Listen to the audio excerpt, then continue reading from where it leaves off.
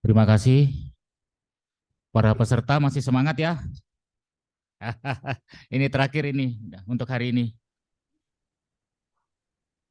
Sebelumnya saya mengucapkan Assalamualaikum warahmatullahi wabarakatuh. Salam sejahtera buat kita semua. Untuk materi hari ini kita sudah mendapatkan materinya adalah tindak pidana korupsi di Indonesia dan tindak pidana pencucian uang TPPU, Tipikor dan TPPU. Pemateri kita adalah, saya perkenalkan dengan nama lengkap dan gelar yang lumayan panjang. Dr. L. Alvis Siombing, SHMH, MM, CPR, CLA, MIKOM, CTLC, MED, ACIA, ARB. Beliau lahir di Kutacane 25 Juni tahun 1963. Riwayat pendidikan sekolah dasar 1 Kota Cane, sekolah menengah pertama Negeri 2 Kota Cane, sekolah menengah pertama Apipsu Medan, sekolah tinggi hukum Bandung S1-nya ini di STHB, kemudian Magister Ilmu Hukum di Universitas Pasundan Bandung, Magister Ilmu Komunikasi di Unisba, Universitas Islam Bandung, Ilmu Hukum Doktor S3 di Universitas Islam Bandung, sertifikat legal auditor dari Badan Nasional Sertifikat Profesi BNSP, mempunyai sertifikat tax legal konsultan Justisia Training Center, sertifikat mediator Justisia Training Center, dan sertifikat arbitrators CIA. Kalau riwayat pekerjaan dan jabatan, Dr. Alvis pernah menjadi Ketua Dewan Pimpinan Cabang Ikatan Advokat Indonesia tahun 2007 sampai 2012. Pernah menjadi Ketua Dewan Pimpinan Daerah Jawa Barat IKADIN, Ikatan Advokat Indonesia tahun 2012 sampai dengan 2016. Ketua Kompartemen Organisasi Kongres Advokat Indonesia KAI 2014 sampai dengan 2018. Wakil Sekretaris Jenderal Dewan Pimpinan Pusat IKADIN tahun 2016 sampai dengan sekarang. Sekretaris Jenderal Asosiasi Profesor Dr. Hukum Indonesia APDHI tahun 2017 sampai dengan sekarang. Sekretaris Jenderal Bandung Lawyers Club Indonesia tahun 2015 sampai dengan sekarang. Dosen tetap S2 Hukum Universitas Pakuan Bogor dengan jabatan fungsional lektor tahun 2018 sampai dengan sekarang. Tenaga ahli DPR RI, anggota dewan dengan nomor A-366 tahun 2019 sampai dengan sekarang. Presiden Kedaulatan Indonesia Tetap Aman tahun 2020 sampai dengan sekarang. Anggota Masyarakat Hukum Pidana dan Kriminolog Mahupiki tahun 2021 sampai dengan sekarang.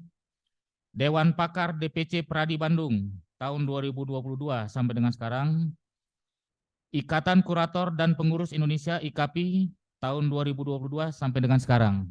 Itulah CV lengkap dari Pak Dr. Alvis SHMH. Untuk waktu dan tempat kami persilakan kepada Pak Doktor. Terima kasih.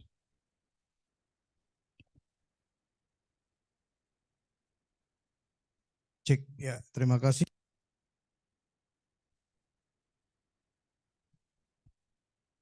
Tes. Ya, selamat sore para peserta. Mudah-mudahan tidak ngantuk.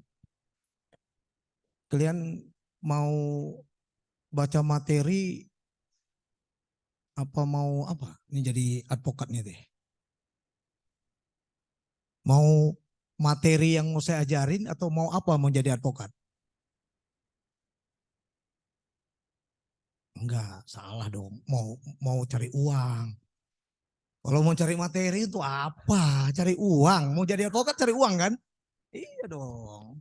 Kan ini bukan mahasiswa, kan? Bukan mahasiswa. Jadi kalau materi mah tinggal baca aja. Karena ini materinya tentang TPPU apa tindak pidana korupsi ya. Jadi saya kira kalian itu pasti udah tahu lah ya masalah tindak pidana korupsi, terus kemudian TPPU itu apa gitu. Jadi yang penting sekarang kalau jadi advokat ini kan bukan pemahaman materi sebenarnya. Advokat tuh nggak ada yang pintar sih, cuman dia jago strategi dengan jago taktik. Kalian tahu nggak kenapa orang Batak banyak jadi advokat? Tak akan kalah. Banyak taktik tak akan kalah. BATKA.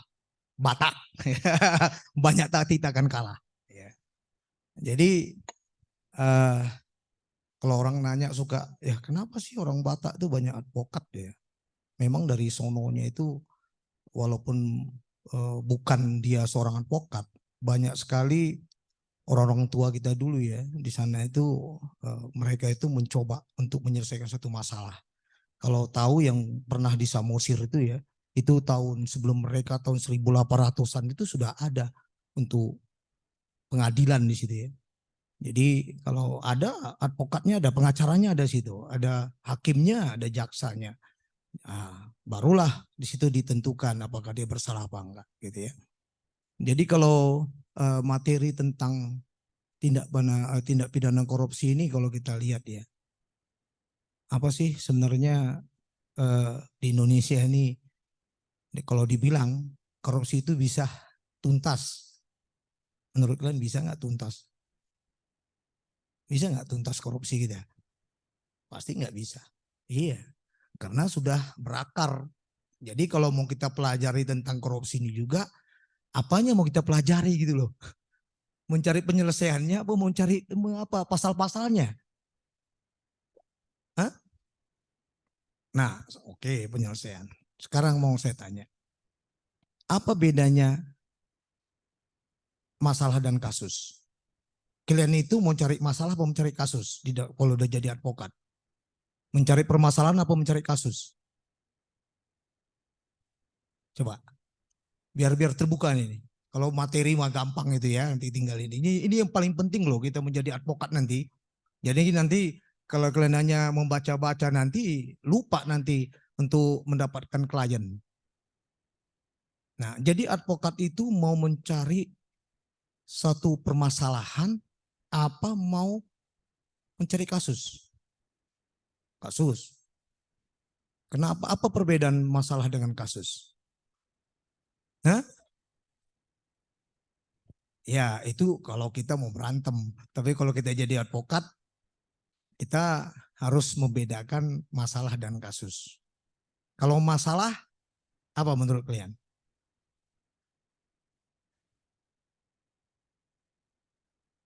Hmm.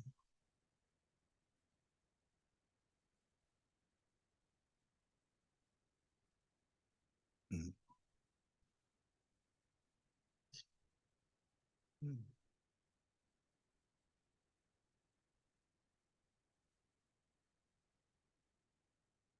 Yes.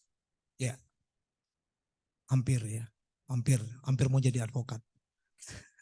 Kalau masalah itu belum teridentifikasi, kalau kasus itu sudah teridentifikasi. Jadi kalau kalian nanti mendapatkan klien itu pasti kalian tanya, ya kan, Bu, Pak, masalahnya apa? Kalau kita bilang kasusnya apa, orang udah pada tahu kalau kasusnya.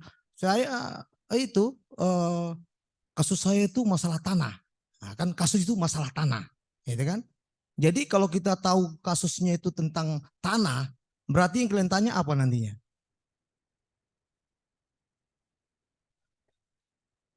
Legalitas. Kalau masalahnya, kalau seandainya dia, saya punya masalah, Pak. Apa yang kalian tanyakan? Permasalahannya, Pak. Hmm?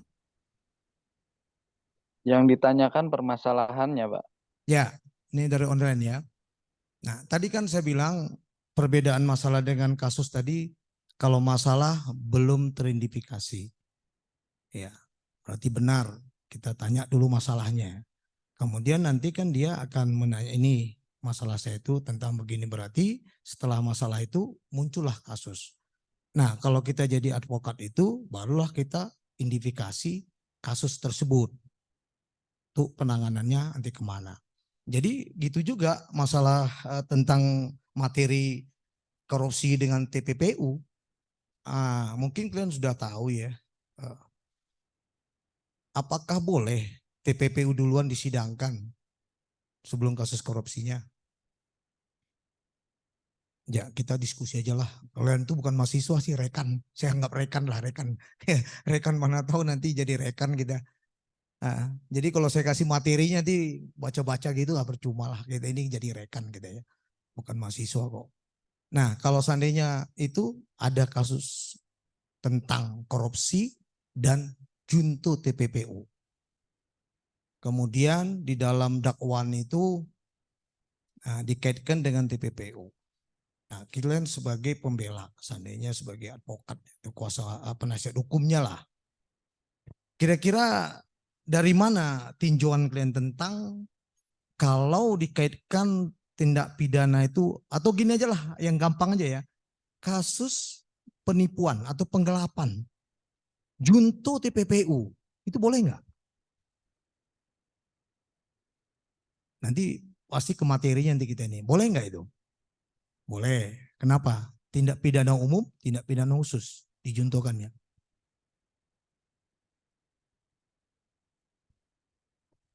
Seseorang itu melakukan korupsi itu atau TPPU itu Penggelapan ya, penggelapan dulu. Penggelapan itu biasanya nanti diunsurkannya contoh di pidana itu ada hukum lex spesialisnya, maka dijuntokan ke tindak pidana korupsi. Ya. Hampir ya. Tapi sudah mulai jadi pengacara nih kalau kelihatannya. Walaupun nanti tinggal unsur-unsurnya aja.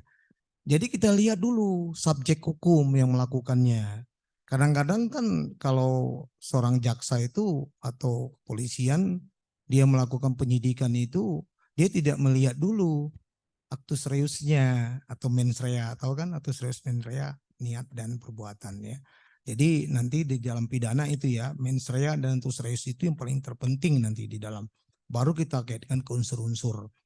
Nah kalau subjeknya seandainya bukan penyelenggara negara atau perolehan uang atau penggelapan itu bukan hasil dari kejahatan seperti judian, narkoba atau korupsi, apa boleh? Nah inilah nanti lari ke tindak pidana itu kita kalau TPP itu ada namanya pembuktian terbalik. Jadi kita sebagai advokat itu sebagai pengacara itu melakukan pembuktian terbalik. Apakah penggelapan yang dilakukan oleh orang ini atau terdakwa ini itu bisa nggak dikategorikan TPPU gitu. Ini sudah kepolisian dengan jaksa sudah mulai mencoba mencampur adukkan. Nah disinilah peran kita sebagai penasihat hukum membedakan di mana sebenarnya permasalahan itu dan di mana perbuatannya atau di mana kasus yang bisa harus ditempatkan. Nah ini lagi yang paling penting ya, ini mungkin waktu S1 kalian udah belajar ini. Tentang pertanggungjawaban pidana dengan pertanggungjawaban hukum. Siapa yang tahu membedakan itu? Kayaknya simpel itu ya. Pernah sering lah kita lihat baca-baca buku pertanggungjawaban pidana, pertanggungjawaban hukum gitu ya. Sering itu. Tapi kadang-kadang blank gitu kita. Kalau sudah masuk ke prakteknya itu blank. Padahal itu paling penting di dalam kita sebagai pembela nanti di dalam kasus-kasus pidana. Tahu? Kalau tindakan pidana itu adalah acuan daripada hukum tersebut. Apa dulu? Contoh yang korupsi. Pertanggungjawaban apa? Pertanggungjawaban pidana dengan pertanggungjawaban hukum. Ya, pertanggungjawaban pidana itu akibat dari adanya pertanggungjawaban secara hukum. Jadi contoh kita melakukan korupsi, di sana jelas aturan atau hukumnya seperti ini. Contoh di hukumnya beberapa tahun. Nah itu masuknya ke jadi tindakan pidananya itu hasil dari perbuatan korupsi itu hukumannya seperti ini. Mungkin itu. Pertanyaan hukumnya Pak. Gak apa-apa, gak apa-apa. Kita belajar kok, belajar. Nah, jadi sebenarnya hanya simpel. Ya kan, simpel cuman pertanggungjawaban hukum dengan perbuatan pidana itu lihat dari syarat dan unsurnya saja. Pertanggungjawaban pidana itu jelas, itu ada yang perbuatan-perbuatan yang dilakukannya itu tadi lari ke actus reus. Kalau pertanggungjawaban hukum itu banyak kasus perdata. Itu aja. Jadi nanti kalian kalau mau menjabarkan tentang membuat gugatan dengan pembelaan itu dari situ aja nanti dilihatnya. Di mana letak pertanggungjawaban pidana? Kan ada ajas legalitas kan yang tidak bisa dipidana apabila dia tidak ada kesalahan. Ya ini hanya 30% aja dulu lah ya, nggak usah banyak-banyak lah nanti nggak nangkap gitu loh. Tapi kan kadang-kadang kita lupa, padahal di S1 kita pelajarin loh itu. Kalau S1 itu kan ya, itu hanya masalah pengertian-pengertian teori ya, nanti udah di S2 kita pemahaman teori, udah S3 barulah kita bisa membuat teori atau membantah teori. Nah, jadi gini, ini saya kasih satu trik ya, makanya saya bilang pengacara itu nggak ada pinter, itu hanya jago taktik dan strategi. Ya mungkin yang online juga tahu. Jangan coba-coba kepancing dengan apa yang diinikan oleh lawan. Ya, jadi antara pikiran kita, maksudnya pikiran ini, keilmuan kita dengan perasaan kita emosional itu harus dikontrol. Bisa lawan itu memancing atau jaksa itu memancing di dalam dakwaan, gitu. Jadi waktu kita baca itu kita emosi, sehingga membuat suatu pembelaan itu bukan berdasarkan logika hukum, tapi logika kita sendiri gitu loh. Nah, itu salah, hati-hati. Jadi sekali lagi kalian bukan mahasiswa di sini, kalian adalah rekan saya, jadi kita diskusi ya. Kalau saya segan-segan diskusi, harus tahu. Nah, coba membuat satu inovasi hukum namanya. Inovasi hukum itu gini, jangan mengikuti standar. Kadang-kadang kita copy paste, lihat di Mbah Google, ya. Mbah Google itu kan pintar dia. Wah, apa aja ada. Pesan makanan apa aja ada. Ilmu apa aja ada. Tapi kita tidak bisa ngikutin arah dia, kadang-kadang salah kaprah. Sempat saya bandingkan antara Mbah Google dengan buku. Kayaknya gak nyambung gitu loh. Dan penempatan jurisprudensi. Nah, ini juga perlu nih di dalam pembelaan. Ya, seperti kasus tindak pidana korupsi. Itu harus disesuaikan dengan unsur bukan dalil. Kecuali kalau di perdata, kalau perdata dalil lawan gitu ya. Kalau di pidana seperti tindak pidana korupsi unsur. Jadi temukanlah jurisprudensi tetap yang sudah inkrah yang diikutin oleh hakim terdahulu. Atau bisa mengambil contoh seandainya perkara itu udah pernah diputus oleh hakim terdahulu sampai tingkat PK. Nah, kalau kasus masalah tindak pidana korupsi dengan TPPU ini sebenarnya unsurnya berbeda. Ini kan predikat crime ya, TPPU ini ya, predikat crime. Jadi harus perkara utama, perkara pokoknya diputus dulu, baru bisa dilakukan TPPU. Tapi kadang-kadang kebalik, mereka nggak peduli mengajukan TPPU dulu, karena dilihatnya unsur-unsur pidana maupun bukti-bukti permulaan cukup sudah memadai. Oh ini TPPU ada pencucian uang, ya kan, TPPU pencucian uang kan, dari uang kotor menjadi uang bersih. Tapi kalau ibu-ibu mencuci baju kotor tiba-tiba dapat uang jadi bersih, nah itu kan, wah dia dapat nih dari dompet, dari celana, kadang-kadang itu. Nah, itu uang kotor itu sebenarnya, karena celana kotor mau dicuci dapat duit. Itu juga contohnya gitulah kira-kira ya. Jadi nah kita yang berpikir kadang-kadang, oh kalau kita lihat dari unsur kemudian dari ketentuan hukum acara, TPPU ini kan harus ada pembuktian terbalik. Nah, kita ajukanlah Kalau pasal 184 kan mungkin pembuktian standarisasinya gitu, mungkin di undang-undang TPP itu beda sistem pembuktian terbaliknya. Nah, untuk memberikan suatu tanggapan di dalam surat dakwaan ya, tentang tindak pidana korupsi ini, kita tuh harus mengetahui pendapat-pendapat ahli hukum. Ya, biasanya saya pakai Prof. Romli ya, karena beliau itu salah satu membuat undang-undang tindak pidana korupsi. Kita boleh menggunakan dalil-dalil dia atau alasan definisi dia atau teori-teori yang memadai gitu ya. Nah, nanti kalau mau mulai ya, mungkin di sini kan sudah mencoba, ada rekan-rekan di sini sudah ada staf mungkin kerja di kantor pengacara ya, sudah ada. Nah, kalau saya ini kan nanti ya untuk membuka cakrawala kalian nanti ya, antara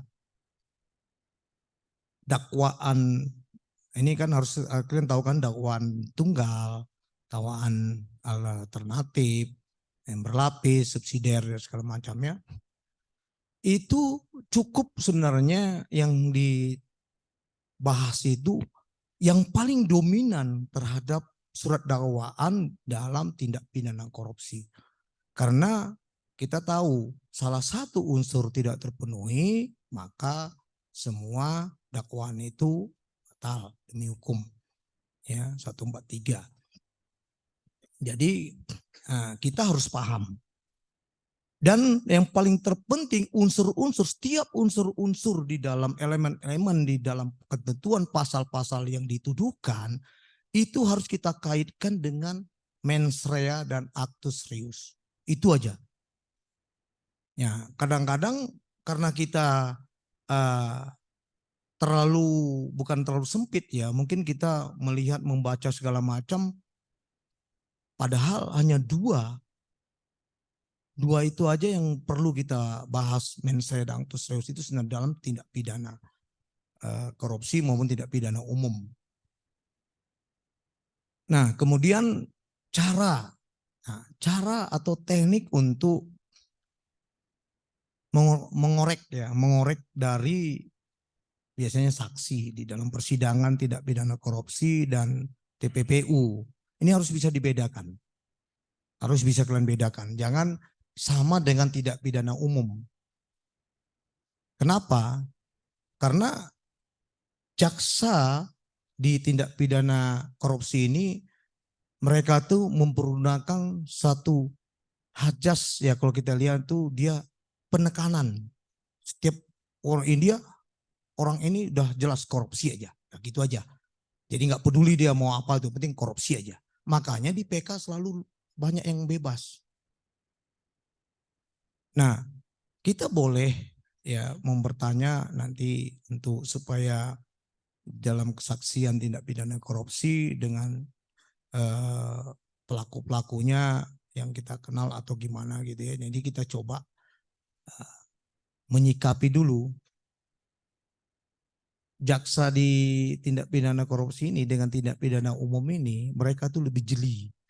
Kadang-kadang ada pengaruh-pengaruh dari lawan atau dari kita pun bisa dijadikan alasan bagi mereka untuk menghalang-halangi tentang penyidikan gitu kan, banyak kita dengar itu ya.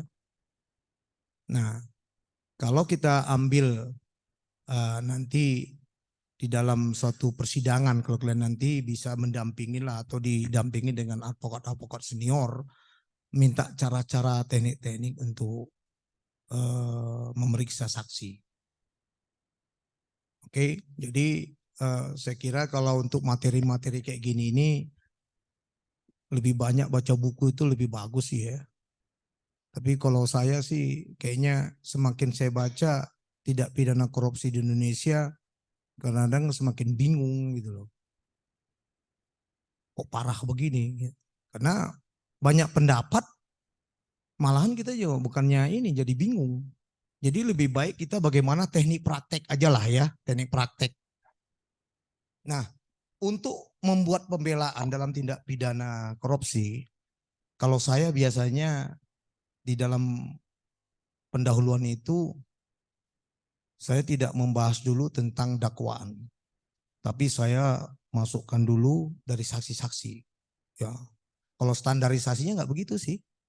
Pendahuluan, kemudian dia buat alasan-alasan hukum, baru diinikan dakwaan, baru dakwaan itu dibuat komentar apa segala macam. Kalau saya nggak, pendahuluan itu hanya pembukaan saja, baru kita lari ke pemeriksaan saksi yang sudah kita inikan. Nah, dari keterangan saksi baru kita kaitkan ke dakwaan. Itu lebih bagus. Kenapa? Kita tahu dari keterangan saksi ini nanti dengan dakwaan itu nyambung nggak, gitu loh. Perbuatan terdakwa ini, gitu loh. Nanti larinya kesimpulan, di situ ada dia anotasinya, gitu. Jadi tidak biasa, jangan biasa. Itu makanya saya bilang buat improvisasi lah. Ya, kita nggak usah pakai ikut standar. Tapi kita tidak keluar dari hukum acara pidana. Tidak keluar kan, tidak salah itu. Kecuali yang kita buat ini buat pledoi, tapi isinya gugatan perdata, ya itu salah. Pasti salah. Jadi coba inovasinya begitu ya. Kemudian kalau mau, kalau biasanya kalau advokat senior itu dia sudah membuat satu, ada seperti logika hukum, ya, ada mungkin pendapat-pendapat ahli gitu. Nah, jangan standar gitu. Nah, dari nanti keterangan saksi, kemudian itu keterangan terdakwa terakhir ya, karena kita mau inikan dulu, padukan dulu antara keterangan saksi dengan dakwaan yang didakwakan oleh jaksa. Nah, setelah nanti kita coba gitu, maka bukan dulu, baru rumusan masalahnya nanti. Bisa ada kita buat identifikasi masalahnya, berapa poin yang kita dapatkan, barulah kita masuk kepada pembahasan hukumnya. Nah, ini pasti paten aja. Saya yakin yang tidak biasanya ya, mungkin jaksa-jaksa yang biasa melihat kayak gitu tuh pasti aneh. Pasti aneh. Ini orang ini kok membuat lain daripada yang lain gitu. Tapi tidak keluar dari hukum acara. Ya. Kesimpulan bos ya, kesimpulan itu hanya isi daripada apa yang kita bahas dari atas tadi ya. Kemudian kesimpulan itu bertitik tolak lari kepada permohonan lah ya. Permohonan itu pasti kita ingin membebaskan lah segala macam ya. Tapi tidak-tidaknya mengurangi hukuman. Nah, itulah kira-kira kalau kita mau masuk kepada prakteknya langsung. Nah, oke, sampai di sini coba kita diskusi aja apa yang kira-kira mau kalian tanyakan. Baik, Ya. untuk peserta offline dan online, silakan ada yang mau bertanya. Tolong sebutkan namanya dulu ya. Silakan. Ini kita Silakan. lari ke prakteknya aja nanti lah. Jangan Ya. malu-malu bertanya, silakan. Di luar dari ini juga nggak apa-apa, di luar materi juga nggak apa-apa, bebas saja. Karena kan nanti kalian itu kan untuk ke lapangannya, untuk praktek di ininya. Kalau jadi pengacara nggak dapat duit, direct tahun itulah. Ya, jangan jadi pengacara penghasilan berbagai cara aja. Ya kan? Jadi benar-benar kalau kita memang mau jadi seorang advokat, kita itu harus benar-benar menjadi konseptornya, ya iyalah ya. Jadi konseptor itu penting loh. Karena paling susah jadi konseptor. Kalau jadi bos di perusahaan di kantor mah banyak. Ya kan, jadi bos nanti datang yang berapa orang gitu ya, disuruhnya buatkan dulu gugatan lah, buat ini. Yang penting orang menang duit weh, tenan naon sok weh. Tahu-tahu pas di sana kalah, ngaco. Nah, itu yang kadang-kadang jangan sampai begitu kita. Jadi kalau mau jadi konseptor, menjadi seorang advokat, jadilah konseptor yang benar. Sok silakan. Apa yang kira-kira yang dari sekian materi yang sudah disampaikan oleh pemateri, kalau kita gabungkan dengan yang sekarang ini, karena sebenarnya tindak pidana korupsi ini nggak terlalu apa namanya ya, penting-penting sekali lah. Nanti aja pentingnya kalau udah dapat klien itu pasti penting itu mah, apalagi ke duitnya tuh penting banget, ya kan? Nanti bisa diskusi sama kita, gitu.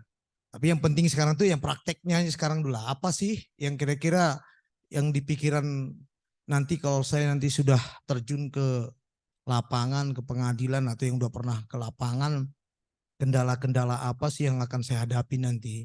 Kalau kita menemukan kasus pidana, tindak pidana korupsi atau tindak pidana biasa, atau gugatan, ya kan?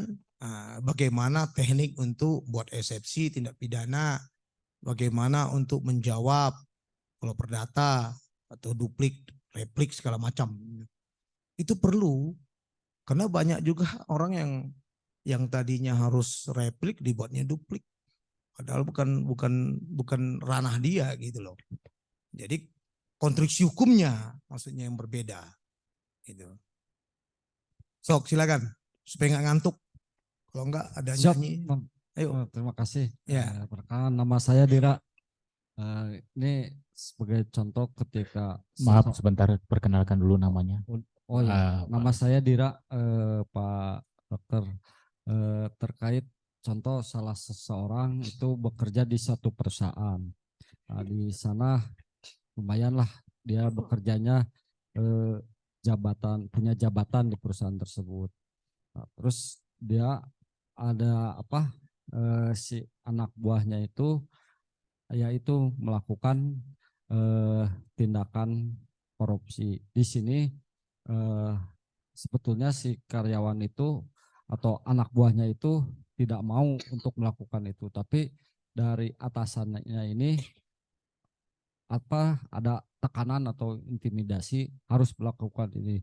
Nah, itu bahwa apa yang harus dilakukan ketika si karyawan ini ketika sudah kena atau ketahuan sama yang owner itu, pembelaannya seperti apa atau pengaduannya seperti apa, dan pembelaan dari advokat atau ketika si karyawan ini menguasakan. Mungkin itu, terima kasih. Ya. Ini sudah langsung praktek ya. Ini swasta apa negeri? Swasta ya. Berarti dia tahu bahwa bosnya ini menyuruh melakukan tindakan itu. Ya kan, memang tidak masuk ke pasal 50 sih sebenarnya untuk seorang pimpinan yang sah menyuruh melakukan suatu tindak pidana maka orang itu bebas. Enggak juga sebenarnya. Tapi kita lihat dulu niat tadi yang tadi langsung komen saya tadi ya. Apakah niatnya memang bareng-bareng juga supaya dapat duit? Ya nggak tahu juga kita kan. Ayolah bos, ya nggak apa-apa lah. Yang penting saya dapat bagian. Nah itu juga. Jadi ini kan sudah masuk kasus, bukan permasalahan lagi. Nah, indikasi masalahnya di mana? Tanyalah kepada dia ini. Kira-kira ini takutnya dia mau melepaskan diri, dia mau bilang bosnya yang menyuruh. Padahal nanti kalau dikonfrontir bosnya bilang apa? Ah, kau sendiri yang pengen. Nah, atau tadi kan ngomong waktu duaan kita bagi dua aja bos. Nah, itu juga yang jadi konsep kita sebagai pengacara. Jangan terlalu percaya sama klien. Ya, jangan terlalu percaya. Sekarang baru nanti karena udah masuk ini kasus, indikasi masalahnya itu dikaitkan dengan alat bukti. Nah, kalau dia sudah jadi tersangka, ya belum terdakwa ya, belum disidangkan, tersangka, coba diminta berita acara pemeriksaan dia. Nah, di situ kalau dia tidak didampingin advokat waktu pertama sekali penasihat hukum, biasanya pertanyaannya itu hanya sekitar tentang keluarga, nama apa segala macam. Nah, sudah masuk kepada nanti jawaban mulai nomor 18 ke sana, ada masuk tuh unsur-unsur sedikit itu. Saudara kenal sama ini? Kenal. Berapa tahun Anda bekerja? Nah, gitu udah biasa itu. Nah, untuk yang kedua kali pemeriksaan biasanya di penyidik udah masuk kepada materi. Setelah nanti ditunjuk sebagai penasihat hukumnya atau pendampingnya itu, ajarin tentang cara menjawab. Nah, kadang-kadang kita apa? Ya udahlah. Ada juga pengacara itu bilang ngaku aja katanya. Ya ngapain dia mau nunjuk kita sebagai penasihat hukum? penasihat hukum itu kan menasihati, memberikan nasihat. Ya, setidaknya ada advice-nya apa kira-kira yang mau kita sampaikan. Jangan dibiarkan. Jangan dibiarkan. Nah, teknik untuk ini kadang-kadang nggak tahu ya teknik. Saya S2 saya kan bukan hukum biasa ya, bukan reguler. Saya S2 saya tentang penyidikan, tentang kepolisian. Ya, tentang kepolisian dulu di sini saya. Dia itu dibubarkan karena ternyata semua terbuka semua situ kan. Karena polisi yang ngajar kan, sampai Kapolri juga ngajar. Wah, ini ada pengacara nih katanya. Jadi di Bandung ini hanya 3 orang pengacara yang lulus, yang lain nggak lulus. Itu kita diajarkan bagaimana tentang sprindik, tentang menjawab, tentang pertanyaan-pertanyaan dari penyidik, kemudian bagaimana cara mendampingin klien. Saya sih nggak perlu mendampingin klien ke kepolisian. Saya kasih dari jarak jauh aja. Nanti pasti pertanyaan ini jawabnya ini. Semua itu benar, lolos saja. Oh gitu katanya. Iya, saya nggak perlu. Ngapain damping ngantuk-ngantuk kita di situ kan, capek, ya kan? Jadi itu tadi setelah diinvestigasi masalah, ya kasusnya diinikan, teknik menjawab tuh gini. Ada pertanyaan itu nanti itu menjebak, nanti berkali-kali itu. Tapi itu klien itu nggak sadar, dia sudah masuk kepada unsur. Nah, waktu saudara mempergunakan uang A, itu kan sudah masuk kan. Padahal sebenarnya kan waktu kenal nggak sama saudara itu, kan begitu sama bosnya. Sejak kapan bekerja, gitu kan? Berapa gaji saudara sekian. Nah, tapi tiba-tiba lompat itu pertanyaan. Waktu saudara mempergunakan uang itu, yang saudara korupsi itu dipergunakan sendiri apa untuk keluarga? Ah, itulah harus stop dulu. Jadi ini pertanyaan menjebak. Bagaimana kita suruh dia menjawabnya? Coba ada nggak kira-kira yang tahu? Bagaimana? Kalau udah lari ke sana kan, waktu saudara mempergunakan uang itu untuk kepentingan sendiri apa untuk keluarga? Nah itu gimana? Udah jelas masuk unsur. Coba kira-kira kita jadi penasihat hukum, apa yang kita sampaikan kepada klien kita? Supaya dia bisa menjawab. Ayo, biar nanti kalian pasti jago lah nanti mendampingi nanti. Pasti kalian nanti mendampingi klien itu jawabnya ini. Selesai itu. Apa kira-kira? Coba. Yang dipikiran kalian aja. Pertanyaannya gitu kok. Saya ulangi lagi. Waktu saudara mempergunakan uang ini, yang Anda saudara korupsi ini untuk diri sendiri, memperkaya diri sendiri atau orang lain. Tadinya begitulah, ini kan memperkaya diri sendiri orang. Nah, kira-kira untuk berikutnya pasti ada nanti setelah dia ini kan berhenti dulu, nanti besok lagi lah diperiksa. Itu pertanyaan itu akan berulang lagi sampai 3 kali itu. Tapi dengan konsep pertanyaan berbeda. Kira-kira apa yang kalian sebagai penasihat hukum, apakah mau diam aja? Karena kan kita dengar itu kan. Coba. Bisa? Bisa menjawabnya? Bisa ya? Susah ya? Pasti susah. Pasti susah. Karena apa? Udah mau masuk ke unsur. Udah mau masuk ke unsur. Ya, kalau kita bilang sendiri kena juga, orang lain juga memperkaya diri sendiri, memperkaya orang lain juga, gitu kan? Berarti unsur sudah masuk satu dulu. Nah, itulah kata boleh masuk barang itu, katanya kan? Repot kita. Jadi kita begini, kita untuk mengabur, kita minta lagi pertanyaan itu diulang. Ya, saya tidak paham, pura-pura tidak paham gitu loh. Padahal kita udah tahu, karena kita lagi mikir harus apa yang saya jawab. Karena kena unsur itu kan udah pasti kena. Nah, biasanya pertanyaan kedua itu akan sedikit mulai mengabur. Kalau belum diketik ya, kalau belum diketik udah mulai mengabur. Jadi jawaban kita itu, jawaban suruh klien itu bisa saja ini sedang saya pikirkan dulu. Atau saya minta konsultasi sama penasihat hukum. Itu boleh. Kita minta. Nah itu tadi saya bilang kaitkan dengan bukti-bukti yang ada. Nah, kalau kita lari kita bilang saya itu bisa aja sih, saya tidak pernah mempergunakan uang itu. Karena waktu saya itu disuruh sama bos itu dan uang itu saya serahkan langsung. Ya, walaupun memang kena sedikit sih, ya memperkaya orang lain kan, tapi karena ada unsur menyuruh melakukan, berarti bos itu kan kena pasal 55 ayat 1 nanti. Itu untuk hanya menghindari dia sebagai pelaku tunggal, hanya itu aja, untuk menghindari saja dulu. Nah itu oke, setelah itu pasti ada pertanyaan-pertanyaan lain. Berapa yang saudara serahkan kepada pimpinan saudara? Nah, kan gitu kan, dikejar terus kan. Apakah saudara menerima fee? Apakah saudara menerima bagian? Pasti ke sana. Ini yang harus hati-hati, ini paling sering ini. Memang agak mumet kita memang. Tapi kalau pengetahuan kita memang komunikasi kita itu bisa mengaburkan, dikaitkan dengan alat bukti kemudian atau dengan saksi-saksi lain bisa lewat. Bisa lolos, minimal meringankan aja lah. Kita nggak bilang membebaskan. Karena kalau dilihat dari unsur dari tindak pidana korupsi dengan tipikor ini udah mengikat dia, memaksa gitu loh. Apapun alasannya itu tetap aja karena ada memperkaya diri sendiri dan orang lain tadi. Ini yang repot kita di sininya.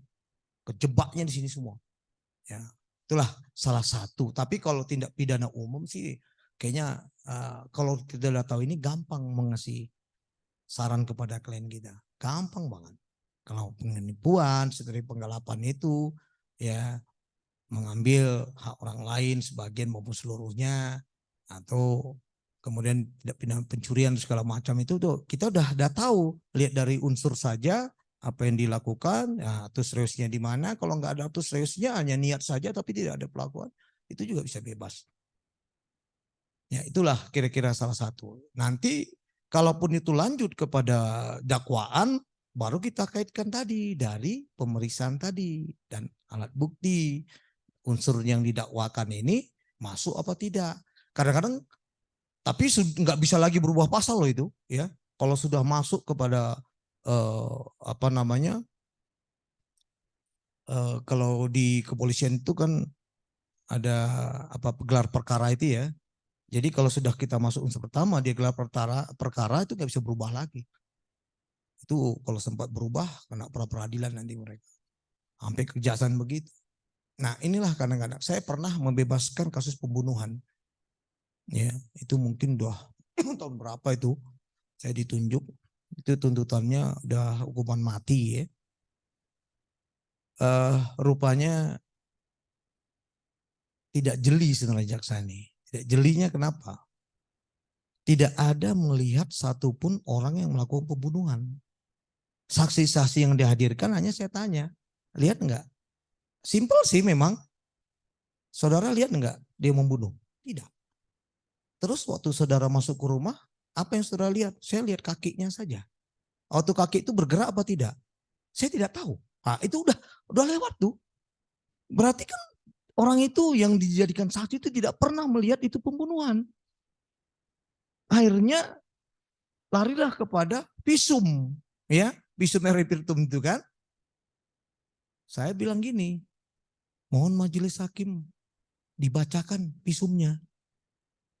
Wah, ini kan saya bukan dokter. Ya, tapi itu udah jadi barang bukti. Jadi mohon aja yang mulia membacakan. Dibacakan di situ ternyata yang tenaga yang melakukan itu adalah bukan tenaga orang ini. Kalau dilihat visumnya, patah leher, patah tulang segala macam. Sementara terdakwanya boro-boro bisa mematahkan leher gitu ya. Jadi itu logika hukumnya. Antara visum dengan pelaku ini nggak nyambung tenaga ini. Berarti ada orang lain yang melakukan ini gitu loh. Bebas dia. Nah, itu namanya logika hukum. Simpel sebenarnya itu akhir-akhirnya. Tapi itulah logika hukum kita. Masukkan dalam pembelaan itu udah pasti lolos. Sudah tidak ada lagi, nggak ada bukti kan. Apalagi saksi nggak bisa melihat. Nah itu bebas. Udah sampai kasasi juga bebas. Nah akhirnya ya saya memang pernah bilang memang dia melakukan. Tapi memang ada dibantu sama orang. Karena dia mau ngambil uang. Mengambil uang itu untuk Zaman dulu itu HP itu wah barang leks ya. Jadi pengen beli HP lah gitu. Poya-poya ke Jakarta sama pacarnya. Itu. Nah, walaupun dia bilang melakukan itu tapi bukan melakukan pembunuhan. Waktu itu dia mau ngambil duit, ketahuan sama ini ya udahlah mereka lah itu ya. Tapi kan di sini kita bukan berarti membela orang yang bersalah. Cuman kalau unsur-unsur yang tidak kena mau bagaimana? Itu unsur-unsur yang di ini kan tidak itu beberapa puluh tahun yang lalu itu orangnya pun dah nggak tahu lah di mana ya. Nah, jadi inilah menggambarkan kita bahwa hukum pidana ini memang dinamis ya, dia berkembang. Nah, semakin berkembang, nanti ya ini lagi nanti ini kalian dapat nanti undang-undang ITE. Ini dia seru juga ini.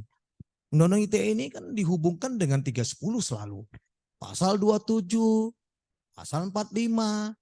Padahal undang-undang yang melakukan perbuatan tidak menyenangkan ini dengan atau berkor-kor lah kita bilang di jalan atau di WA ya, di WA kita memaki orang kemudian dilaporkan, selalu itu dikaitkan dengan pasal 27 junto pasal 45, 310, 311. Kenapa? Karena 310, 311 ini 9 bulan. Kalau pasal 27 ini 6 tahun. Pasal 45 itu ketentuan pidananya. Nah, ini harus kita putuskan mata rantainya antara lex generalis dengan lex spesialis tadi. Unsurnya ini memang di dalam unsur pidana itu, ingat ya pasal 311 ada kalau kepentingan umum itu tidak bisa kena pidana. Itu harus jeli kita. Makanya saya bilang lihat unsurnya. Jangan kita hanya membaca pasal tapi tidak paham.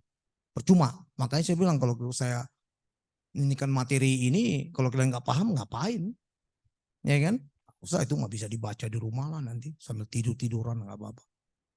Nah, yang terpenting tuh ini dalam prakteknya kita membaca pasal 27 yang dilakukan itu ini junto 311, 310.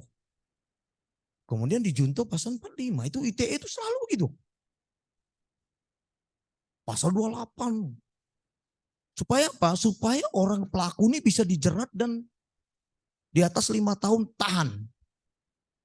Ya deal-dealan yang kumang kewe lah gitu kan. Mau nanti mereka melakukan restoratif justice ya silakan aja. Karena ke situ larinya. Nah, untuk melepaskan ini harus dilihat antara perbandingan unsur kekhususan tadi dengan umum tadi. Ya, kalau seandainya perbuatan itu hanya WA, dia tidak sebarkan, ya ternyata orang itu mengatakan ini kan WA, tapi kan tidak di grup. Dia hanya WA saja mungkin kepada temannya 1 dan 2 dan tidak disebarkan, gitu loh.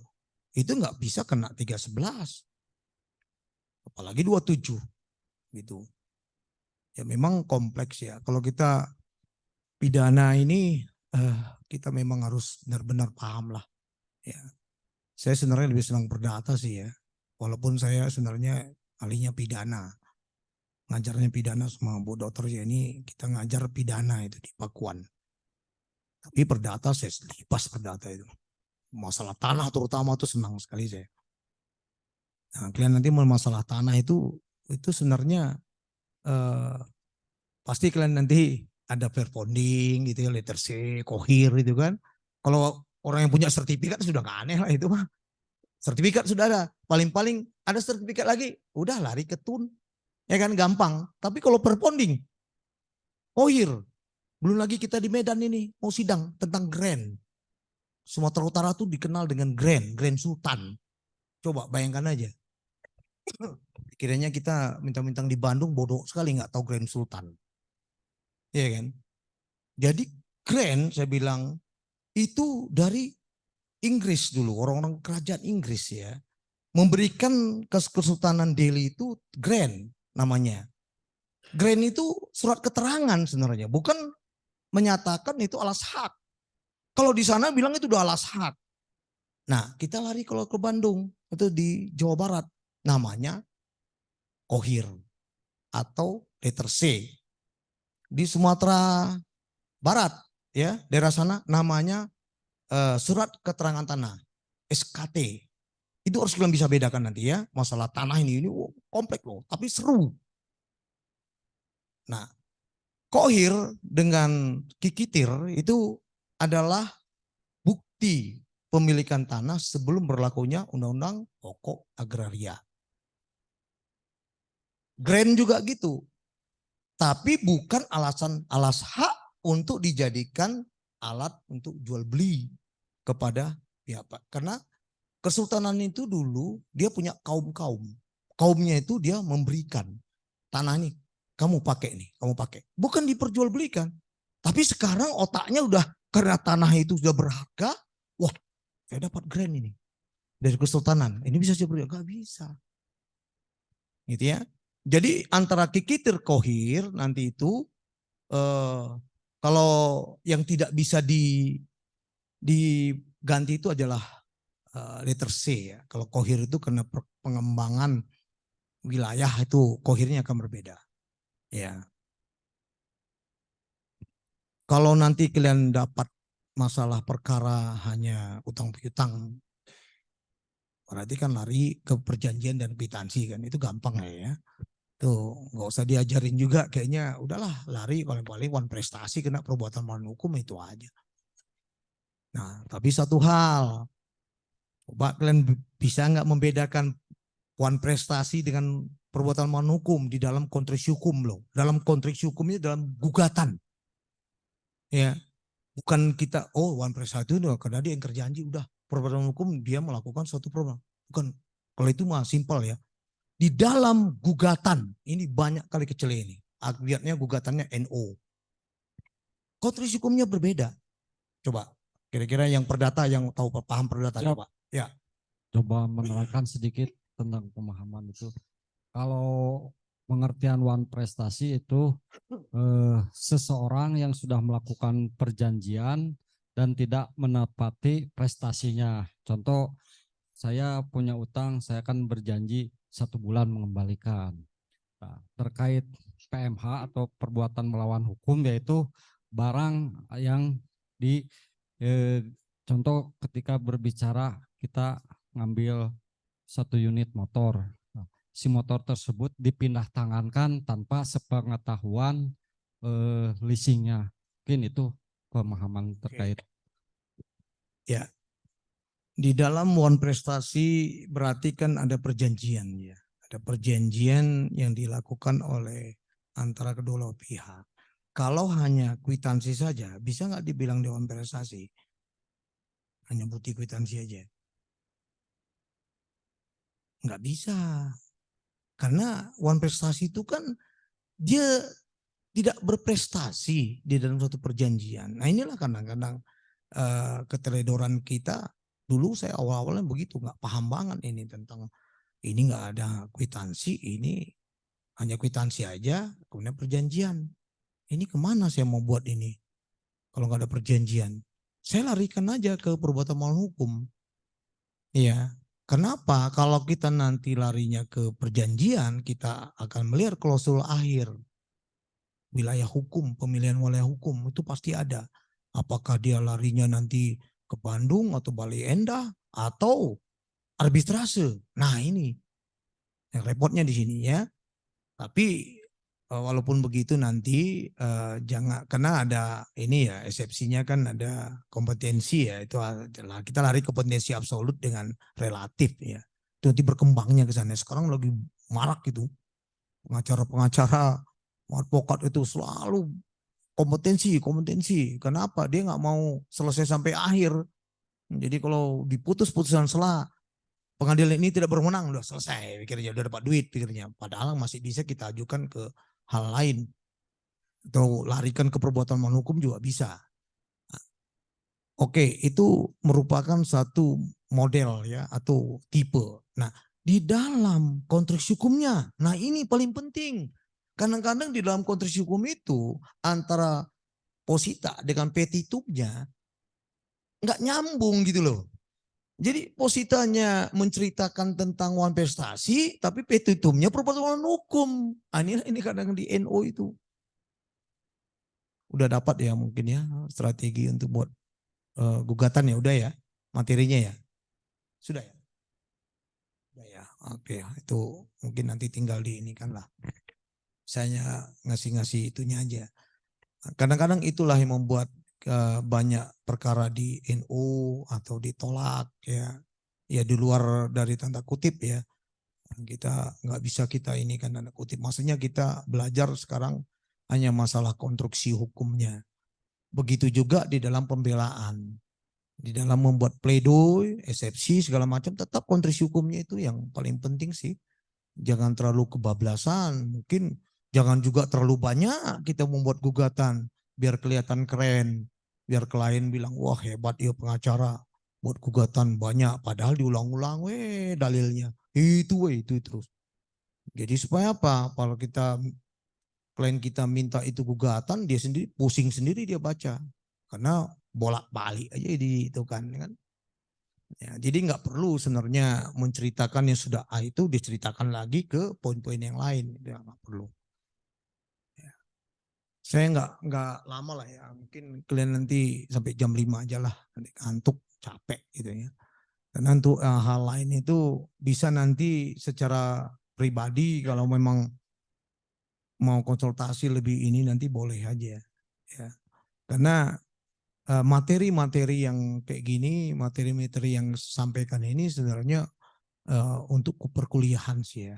Perkuliahan lebih dominan gitu. Karena harus menurut pendapat ini korupsi itu adalah ini, menurut pendapat ahli ini TPPU itu hukum acaranya ini begini ya. Nanti dengan sendirinya tahu kok. Yang paling penting dalam praktek ini kan bagaimana kita bisa mengimplementasikan apa yang kita dapatkan terus dalam praktek. Coba aja, emang kita waktu di S1 dapat tentang hukum acara, tentang pidana, tapi pas di pengadilan kepake nggak? Nggak kepake. Nggak ada, nonsen. Nggak dapat saya satupun itu. Malahan kita menggali dari para pengalaman-pengalaman dari senior-senior. Saya belajar di situ, gitu loh. Oke, mungkin ada yang mau ditanyakan, kita diskusi. So, silakan. Izin Bang, Ya, satu Bang. Perkenalkan nama saya Freddy Bang. Ini ada satu pertanyaan. Apakah perkara tindak pidana korupsi dapat dihentikan apabila tersangka mengembalikan kerugian kepada negara? Nah, begitu Bang. Ya, Izin. ini memang dari dulu kan sudah pernah terjadi ya. Tapi kan dengan adanya undang-undang sekarang ini yang direvisi apa segala macam, untuk perkara masalah pengembalian itu hanya melakukan apakah istilahnya di KPK itu. Tapi tidak selalu katanya, karena perbuatan itu sudah ada kemudian dia dibebaskan, tidak selalu sih. Tapi tergantung dari penyidiknya. Karena kan ada sekarang penghentian ya, SP3 sekarang di sana. Kita kalau lari ke sana, kita sebagai penasihat lebih untungnya ya kalau udah dikembalikan ya sudahlah, jangan di otak-atik lagi gitu loh. Ya, dihentikan saja. Pertanyaan kita, mau nggak dari KPK-nya? Nah itu. Tapi kalau sudah ada undang-undang, tapi kalau undang-undang untuk SP3 ini kan bukan karena mengembalikan dihentikan, bukan, karena tidak memenuhi unsur itu aja kan. Kalau memang dimasukkan di dalam aturan itu apabila sudah dikembalikan. Nah, tapi ada kebijaksanaan.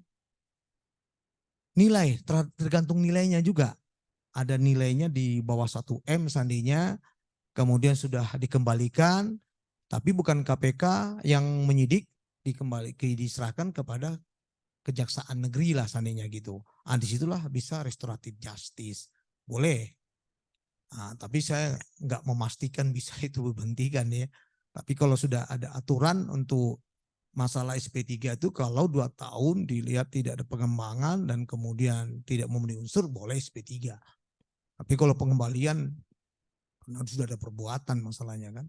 Karena kan kalau sudah perbuatan ya harus tetap dijalankan.